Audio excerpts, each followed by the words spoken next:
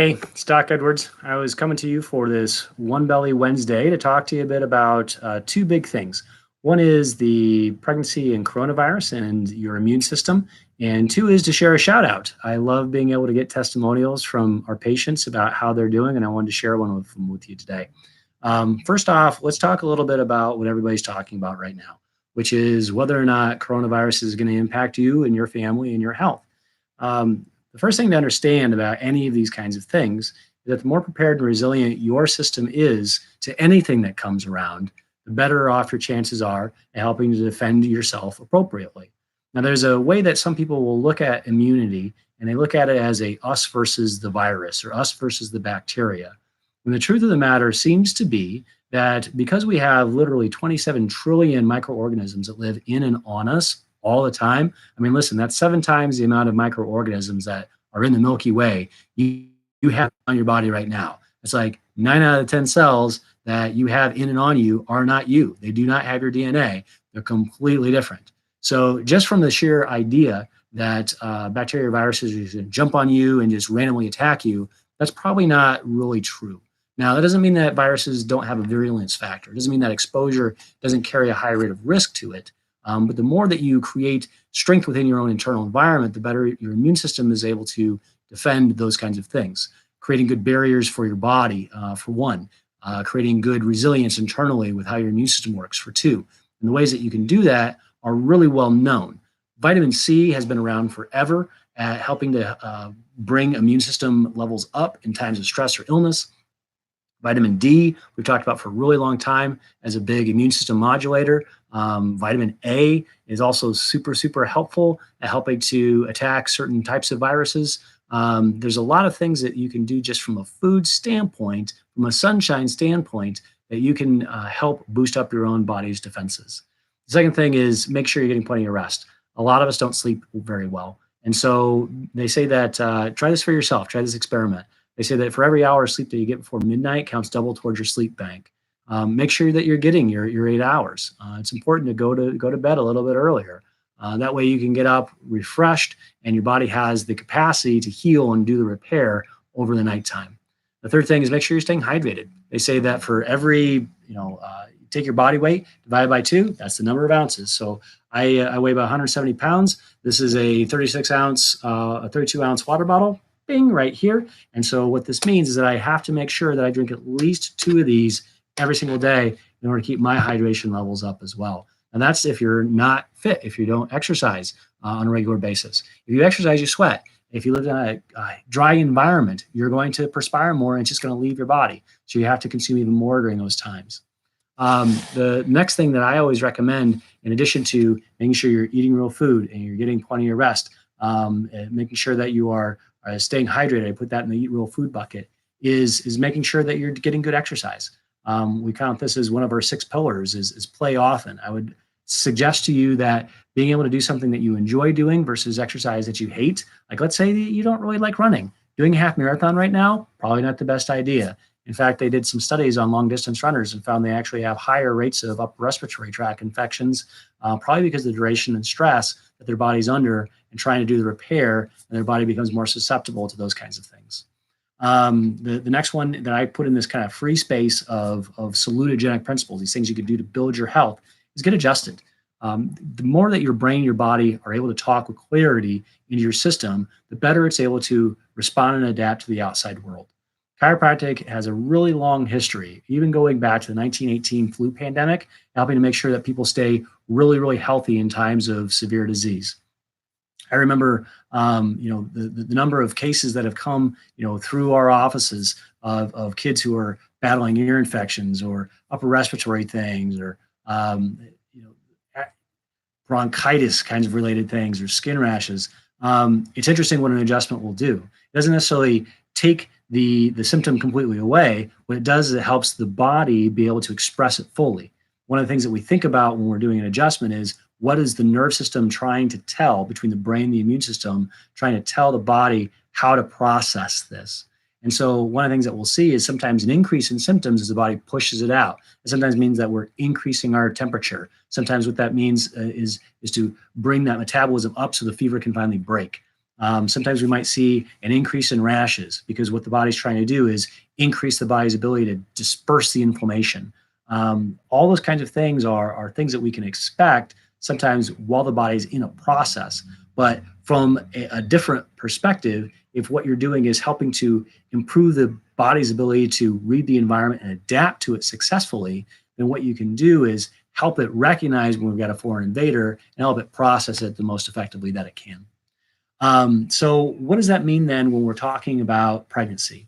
Well, it's important for you to understand when you're pregnant, your immune system is totally different than it was when you were not pregnant. Pregnancy has a very special condition with the immune system. It's a very special relationship.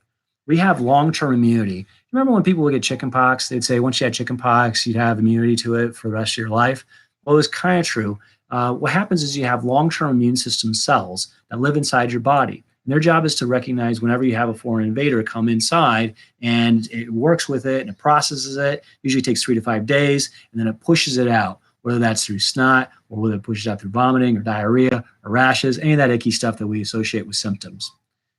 That long-term immunity usually lasts around 20 to 30 years, long-term cells. And the idea then, according to our own development of our immune system, is that we're supposed to get re-exposed. Our kids are supposed to get this thing again. So we get re-exposed to it. And we get re-exposed, it gives us a little natural booster. And by the time 30 years have passed again, now your kids have had kids. Now you're playing with the grandbabies. They get the stuff, and then they give you a booster again. And so that's generally how we would say that you get lifetime immunity. You wouldn't necessarily get protected once when you had the disease in childhood. The idea is that we could get regular exposure to this in mild forms, and our memory cells would just get a little bit of a re-education process, a little continuing education for the immune system. Well, that whole idea about long-term immunity is really based off of one important concept. These cells are really good at identifying who is you and who is not you. We have these little sugar molecules. They call them a glycocalyx is the scientific name for it. These little sugar things that stick out on the outside of the membranes of your cells, and they identify you as being your cells. And if you have things that are on your cells that are not you, your immune system targets them for destruction. It looks for things that don't belong inside your body, and it says, oh, you don't belong here, and it attacks it. That's a really good strategy when we are not pregnant. However, when we're pregnant, half of that little embryo that's growing inside of you isn't you. It has different looking sugar molecules on the outside. And so in order for us as a species to continue to reproduce, what we have to do is make a shift to our immune system to a different form. This form is what we consider like the antibody form. We call it humoral immunity. Now, this form has a really important thing for us to do whenever it comes time for an emergency. So let's say you step on a nail. If you step on a nail, you're walking around, boom, nail comes and punctures into your body. You immediately send this cascade of information to your nerve system that says, we got an emergency. We got to do something about it. What the immune system activates, it can't take 3 to 5 days to make a response here. It needs to do it now. And so when it does it now, it creates these short-term little cells. They're called antibodies, and they interlock each other with each other like a little fence, like a little gate, and surrounds whatever that like offending material is. It tries to dissolve it with super strong chemicals. You've heard of histamine, right? You watch TV commercials and they talk about, allergies are associated with histamine. That's exactly right. That this form of immune system response carries very tough chemicals to help surround and dissolve, to close off and wall off and just try to dissolve that stuff rather than pushing it out of the system.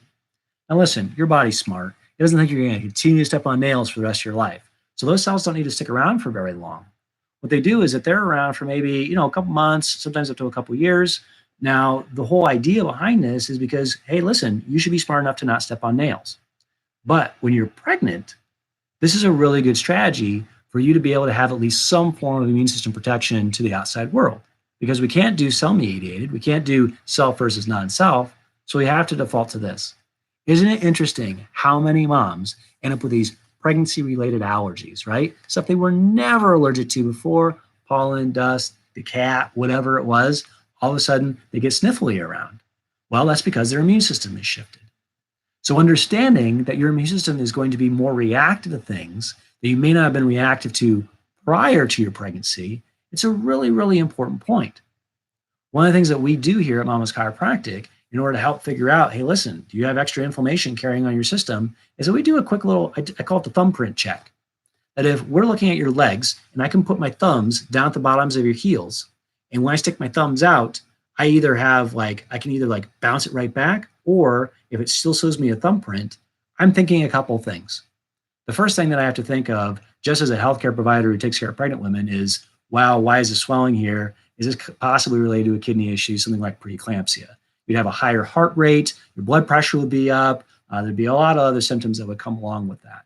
Well, let's pretend that's not the issue, right? All this stuff's really, really, groovy. It's good.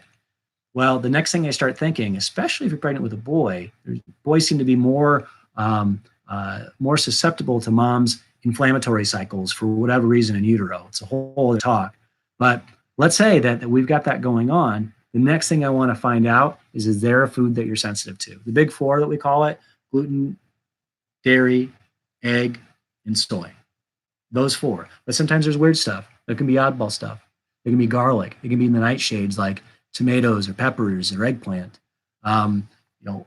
Could be corn. There's a lot of other things that we've had come through this office where we do a food sensitivity testing through indicator muscle testing. We go, oh, listen, let's cut this out. And we watch that inflammation drop right down.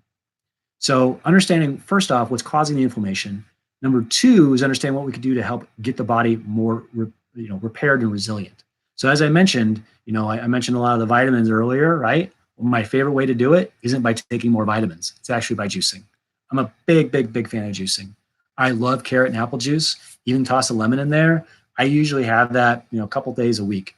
I got to tell you, one of the things they tell pregnant women is, oh, eat whatever you want. During this season, you're going to miss out on that. I really want to discourage you from, going hog wild on the ice cream, especially if you've got a dairy issue, because that inflammation is not going to be your friend. Not during this pregnancy. Let's just not do that. The next thing that we do too is we have a couple supplementation, regimens that we do here in this office that are great for our pregnant women. We use the stuff called ambertose. We're watching that have really good effects for us. We're doing some things like with vitamin D, probiotics. All those kinds of things are designed to help build up the health and resilience of those moms. So if you have questions about that, get in contact with us. If you're concerned about how your immune system's reacting to things, you seem to kind of keep on getting these colds and flus, listen, you as pregnant people, you're going to get targeted. I remember back when H1N1 was a thing. Remember back when swine flu kind of came back. Pregnant women were more susceptible to that, so we started targeting with the vaccines. They said, hey, listen, you got to go get vaccinated, and everybody was talking about it. Let's cut this off right now. Let's go ahead and build your resilience proactively. Start putting the good stuff in your body so that you're more able to fight these kinds of things off. So I want to give that shout out now.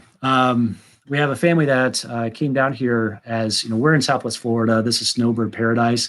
We have some younger people who come down for vacation too. And I had this one family that came down from Connecticut. Andreas wrote me the most beautiful testimonial. I want to, get her permission to be able to post this, but here's the gist of it. So she ended up in a really emergency way having that other thing I was talking about, the preeclampsia. At 28 weeks, she needed to deliver her baby to save her life. And so he was super, super preemie, but he was very stuffy and you couldn't lay him down. He had a hard time nursing. They were having a really struggle with the breastfeeding relationship. And so they're down here on vacation and she looks me up because a year prior to that, I happened to meet her out at a splash pad. Most amazing thing ever. We get to talking. I end up, talking to her about chiropractic care. She decides to get her whole family, her two boys, and her husband gets a couple of adjustments. He's going back and forth between here and Connecticut. Well, she wrote me the nicest testimonial. It actually it brought tears to my eyes reading this because it showed me how impactful chiropractic can be at shifting the orientation towards your own health. That what we do here in this office is special. I'm not just here to make sure that, oh, listen, rack them and crack them and send you on your way.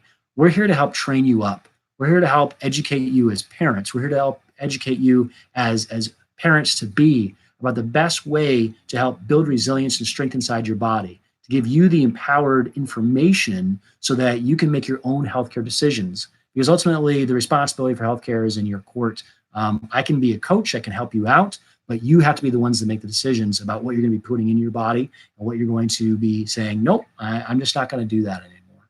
And so I really was touched by her testimonial. I love reading those kinds of things. Thank you very much, Andrea, if you're going to watch this, for for sending that out to me.